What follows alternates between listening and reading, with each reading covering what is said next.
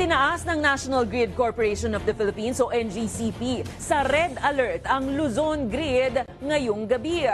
Ito'y matapos magkaroon ng forced outages ang 18 planta sa Luzon, habang D-rated capacity naman ang iba o may mahinang supply ng kuryente kahit patuloy-tuloy pa rin ang operasyon ng mga ito. Habang inilagay naman sa yellow alert ang Visayas Grid dahil 20 planta ang kasalukuyang pumapalya. Nagsimula ang yellow alert sa Visayas kaninang 1:00 ng hapon at nagtagal hanggang 8:00 ng gabi.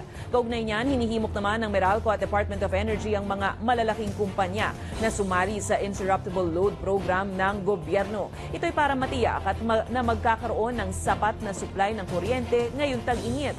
Ayon sa Meralco, sa pamamagitan ng Interruptible Load Program, pansamantalang hindi maaaring kumuha ng kuryente sa grid ang malalaking kumpanya na malalakas kumonsumo ng kuryente. Bagkus, gagamitin nila ang kanilang sariling generator. Matatandaang nagbabala kamakailan ng Meralco na posibleng magkaroon ng rotational brownout, oras na tuluyang numipis ang supply ng kuryente sa bansa.